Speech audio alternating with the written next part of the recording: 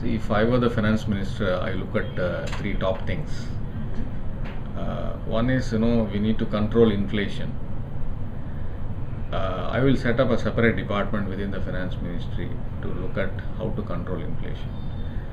Quite often, inflation control is done through the demand side, supply of money. But I think what is important is the supply side inflation, how to control that. It requires coordination with various departments in the government. What do we do to control supply side? So controlling inflation, according to me, is one of the key priorities. The second priority, of course, is to create a very positive investment climate. I will look at the top 10 industries which contribute to the GDP growth and then say, what do I do to de-bottleneck these industries and make them grow? And third is how do I encourage employment-oriented industries?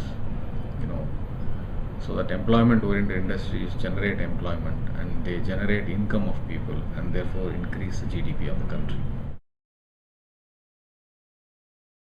Growth can be kick-started by, again, three things.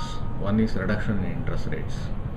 You can't have a high interest rate regime and then aspire for growth.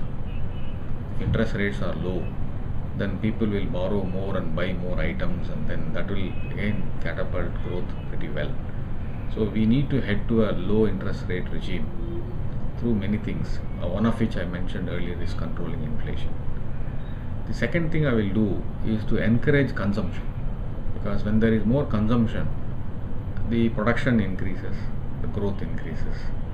And this I will do as a finance minister through bringing in reduced indirect taxes or bring in clearly the GST regime. General insurance sector, particularly on the finance ministry side, there are 2-3 major things that are really required. One is, the direct tax code, which is likely to come, contains difficult areas for the insurance, especially the TDS on reinsurance. It is being proposed at 20%. If this is done, the industry will get killed. There won't be anybody to write the Indian commercial risks. World over, it is either nil or 1 or 2%. So we need to review that.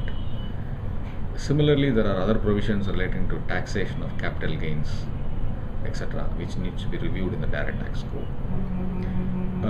Finance Ministry also needs to accelerate the Motor Insurance Act, which is being contemplated away from the Motor Vehicles Act. There has to be quicker work done on this.